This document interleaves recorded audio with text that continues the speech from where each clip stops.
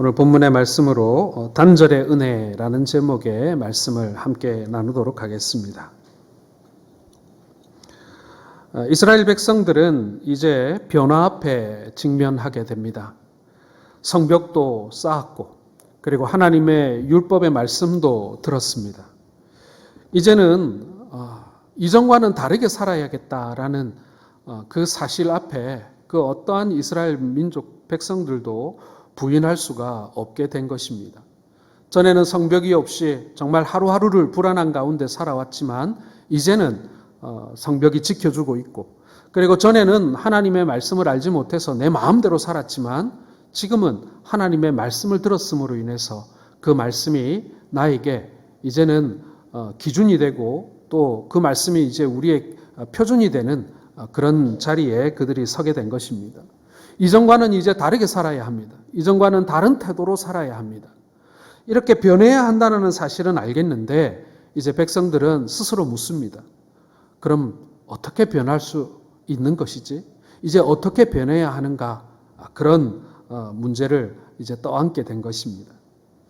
여러분, 우리 인생에서는 바꿀 수 없는 것들이 있습니다. 가족이 그렇지 않습니까? 누가 부모를 바꿀 수가 있겠습니까? 누가 자녀를 바꾸어 달라고 할 수 있습니까? 잘난 자녀가 내 자녀가 되었으면 좋겠지만 그렇게 할 수 없지 않습니까?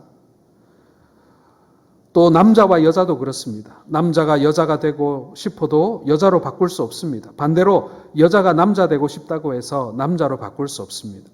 요즘에 트랜스젠더라는 말이 많이 있습니다만은 하나님께서 정해주신 성별을 사람이 바꾸는 것은 결코 옳다고 할 수는 없을 것입니다.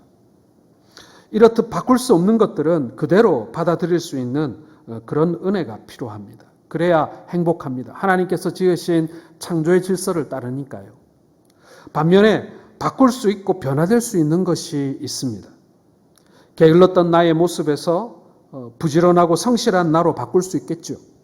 목표 없이 이리저리 방황하던 삶을 꿈과 비전을 가지고 목표를 정해서 이제 성실히 살아갈 수 있도록 삶을 바꿀 수 있죠.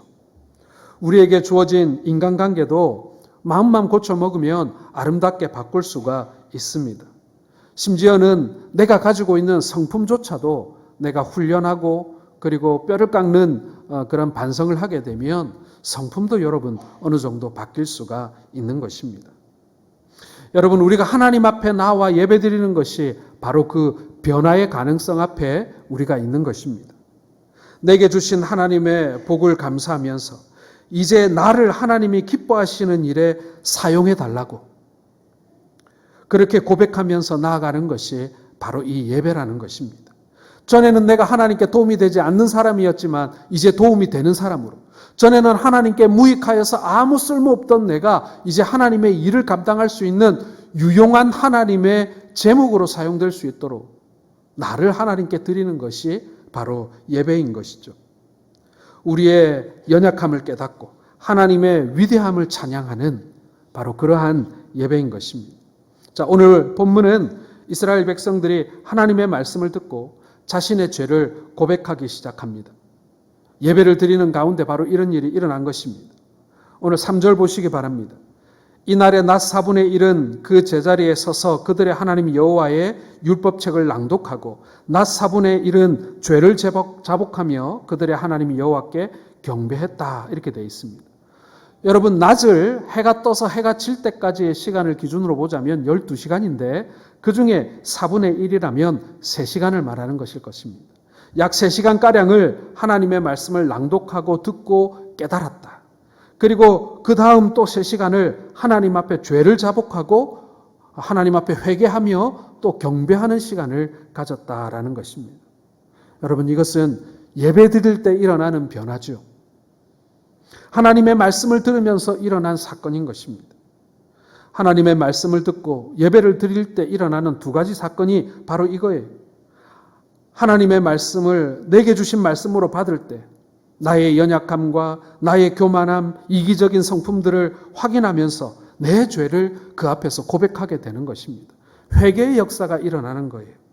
또 하나는 그럼에도 불구하고 이 못난, 이 죄인된 나를 불러주시고 나를 주님의 자녀라고 부르면서 나를 사랑하신다니, 나에게 새로운 삶을 허락하신 그 하나님의 위대하심을 찬양하게 되는 것입니다. 이게 여러분 우리가 예배할 때 나타나는 두 가지 놀라운 변화인 것이죠. 이것은 정말 우리가 소망하고 또 우리가 목표로 해야 한 그런 변화인 것입니다. 나 자신의 모습을 똑바로 깨닫고 하나님의 위대하심을 찬양하는 것, 이것입니다. 그래서 회개라는 것은 다른 게 아니죠. 나의 부끄러움을 깨닫는 동시에 하나님의 위대함을 깨닫는 것, 그것이 바로 회개라고 할 것입니다. 이스라엘 백성들은 하나님의 말씀을 듣고 자신의 연약함을 깨달음과 동시에 하나님의 위대하심을 노래하며 찬양하게 된 것입니다. 이때 바로 하나님의 은혜로 내가 붙들고 있던 것들과 이제 작별하게 되는 것입니다. 단절하게 되는 것이죠. 끊어버리게 되는 것입니다. 자, 오늘 이스라엘에게도 이런 역사가 일어나게 됩니다. 성벽을 다 쌓았어요. 그러나 이것만으로 우리가 온전할 수 없다. 저 성벽이 우리를 100% 지켜줄 수 없다라는 현실 앞에서 그럼 성벽이 우리를 지켜주는 게 아니라 하나님이 우리를 지켜주신다는 그 사실을 말씀을 통해 깨닫게 되어집니다. 그러자 백성들이 회개가 일어나기 시작, 백성들에게서 회개가 일어나기 시작한 것입니다. 그러면서 그 회개의 열매로 어떤 일이 일어났는가? 바로 2절을 한번 같이 보시기 바랍니다. 모든 이방 사람들과 절교하고 서서 자기의 죄와 조상들의 허물을 자복하고. 여러분, 이스라엘 모든 백성들이 자신들이 지금껏 함께하던 모든 이방인들과 절교하고 단절했다라고 그렇게 기록하고 있습니다. 여러분, 이것은 단순히 그냥 이방 사람들을 알고 지내는데 이제는 모른 척하고 살겠다, 그런 뜻이 아닙니다.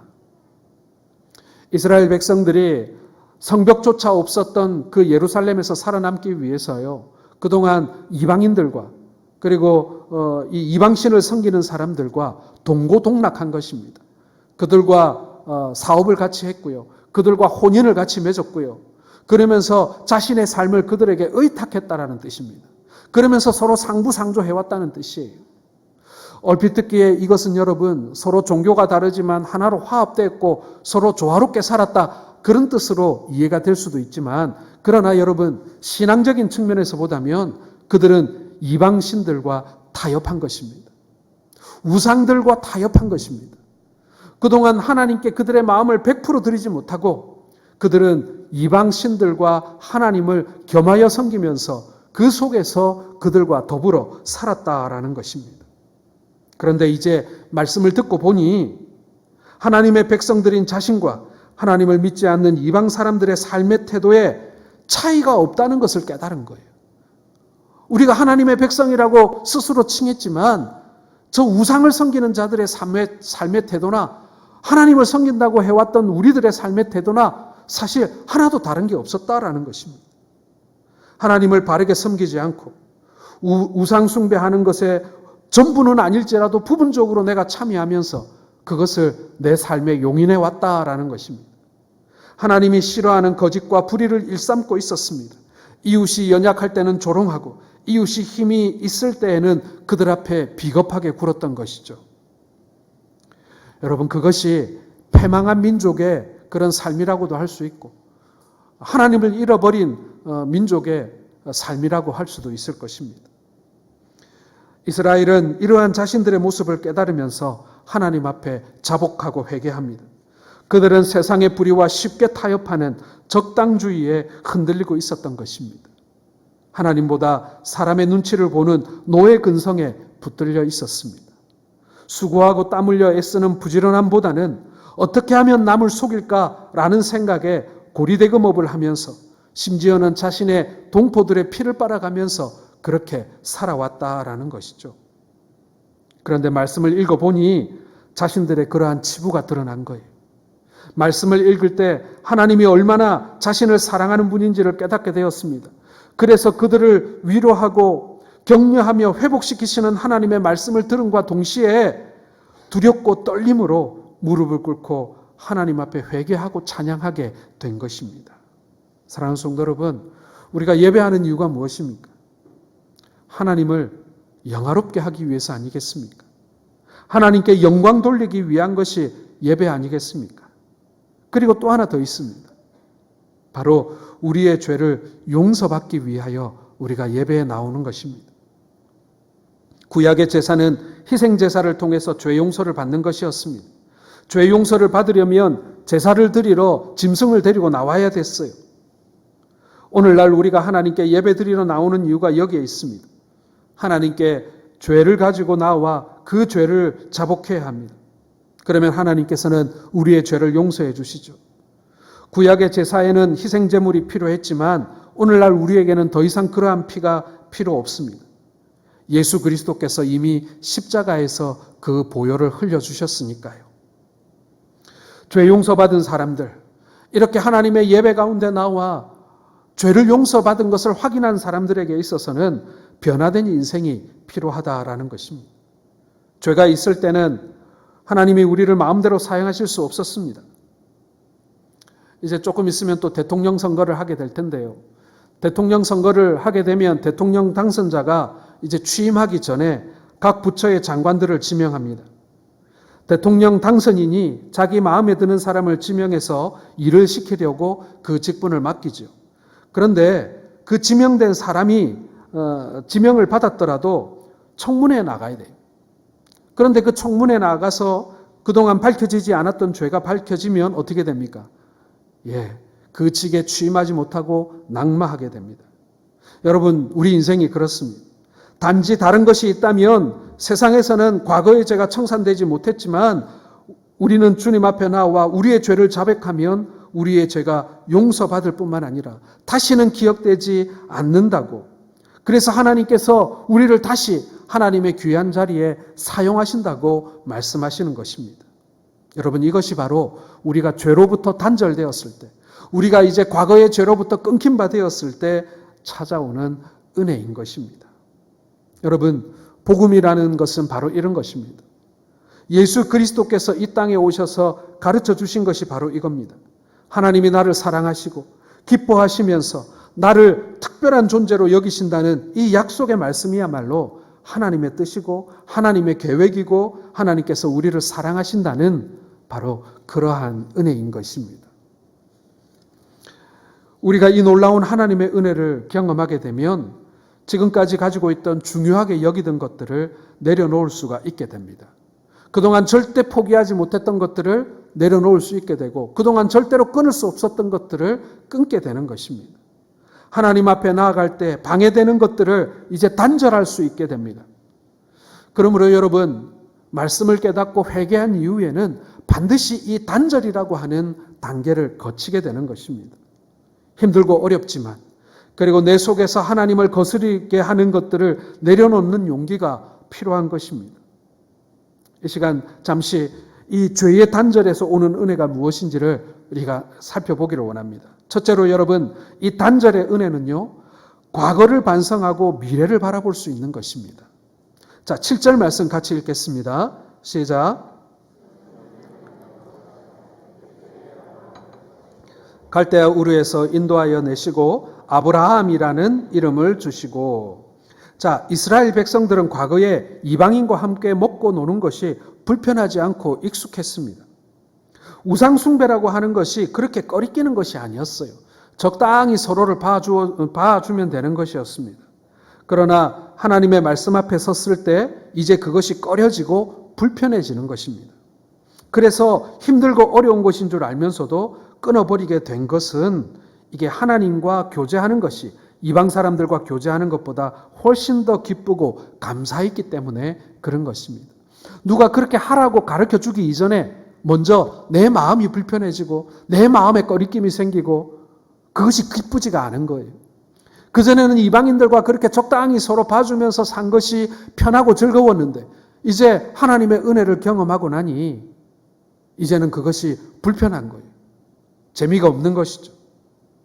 예레미야는 이스라엘 백성들을 바라보면서 그들이 회개할 때 두 가지 감정이 마음속에 송두리치는 것을 보게 됩니다.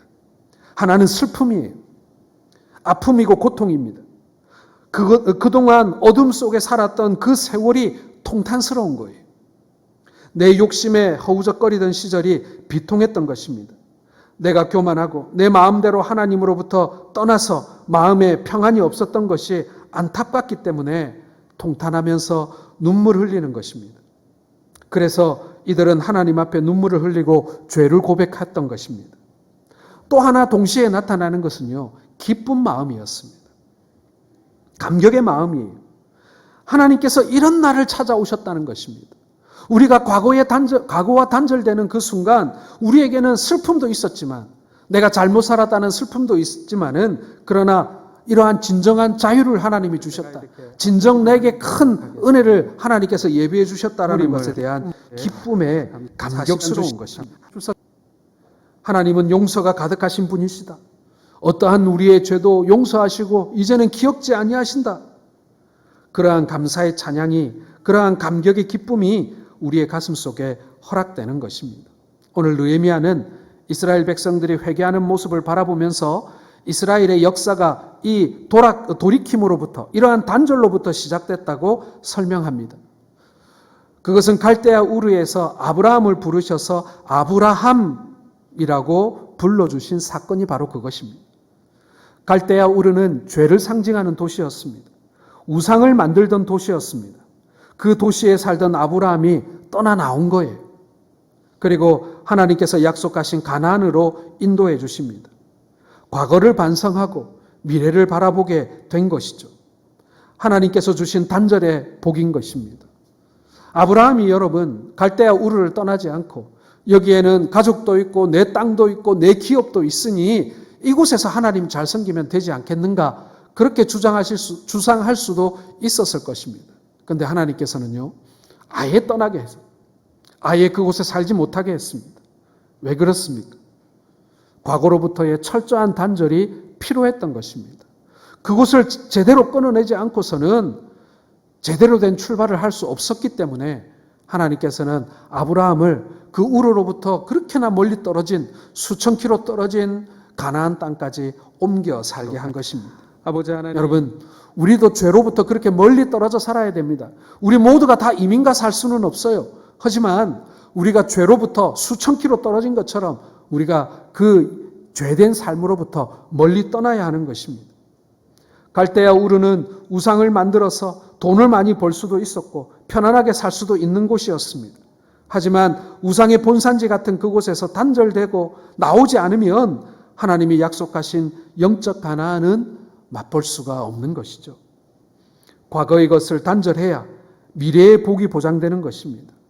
사랑하는 성도 여러분, 이것이 우리에게 손해가 되기도 하고 불편하기도 하고 아프기도 하고 아까울 수도 있습니다. 그러나 이러한 단절의 은혜가 있어야 우리가 비로소 새로운 출발, 하나님과 함께 풀어갈 미래를 감당할 수 있음을 믿으시는 우리 모든 성도들 되시기를 주의 이름으로 축원합니다. 오늘 느헤미야는 바로 이스라엘 백성들에게, 이제 이 예루살렘 성 안에서 살게 될 이스라엘 백성들에게 바로 그것을 요구한 거예요. 너희들이 과거에 그 바벨론의 앞잡이로 살았던 간에, 아니면은 이방인들과 함께 동고동락하며 우상을 섬기며 살았던 간에 그건 관계없다. 이제부터가 중요하다. 이제 이 성 안에 사는 모든 사람들은 이제 새로운 미래 앞에 하는데 이제 코로나 때문에 과거는 이제 다 회개하고 끝내자. 새롭게 출발하자. 아빠가 안고 요구하고 제가 기도하도록 하겠습니다. 사랑하는 성도 여러분, 이쪽으로 우리도요 개인적인 차가 있을 수도 있고 아빠가 교회적인 안고 차가 있을 수도 제가 기도하도록 있겠습니다만은 하겠습니다. 우리도 단절하는 일이 있어야 합니다. 우리 성도들에게 은혜 얼굴 받은 그 보여주시죠. 순간 나는 이제 오늘부터 1일이다. 이제 새롭게 살아야 같이 기도하겠습니다. 그러한 결단이 있어야 할 줄로 믿습니다. 두 번째로 여러분, 단절의 은혜는요, 우리 안에 우리 것들을 잘라내는 것입니다. 감사. 이것도 여러분 우리에게 중요한 이 가정을 위해서 잘라냄입니다. 계속해서 기쁨과 감사가 지속되려면 우리가 축하금 가지고 있는 쓸데없는 것들, 잡다한 것들, 하나님 보시기에 기뻐하지 않는 것들을 내 안에서 들어가시기 바랍니다. 잘라내어야 합니다. 이 가정을 위해서 계속해서 여러분, 탕자의 기도해 비유를 주시고 보면요, 또 탕자가 살펴봐 아버지의 집을 주시면 떠나지 감사하겠습니다. 돈을 더 많이 벌기 위함도 있었고 세상 쾌락을 더 즐기기 위함도 있었습니다. 그런데 우리가 잘 알다시피 쫄딱 망하죠. 모든 것이 다 무너집니다. 그리고 비참한 삶을 살게 됩니다. 누렸던 쾌락은 잠시뿐이라는 것을 알게 되고 돼지가 먹는 쥐염 열매를 먹으며 연명하게 됩니다. 그때 마지막으로 아버지 생각이 나서 아버지의 집으로 돌아오게 됩니다.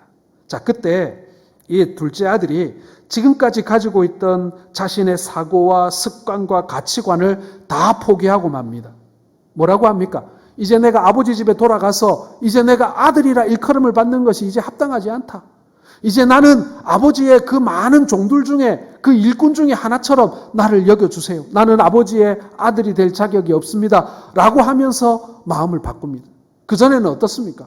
내가 아버지의 아들인데 아버지 재산의 절반은 내 건데 그걸 내 마음대로 쓴들 그것이 무슨 문제가 되느냐라고 살았던 그의 생각과 사고와 가치관이 이제 다 무너져 버린 거예요.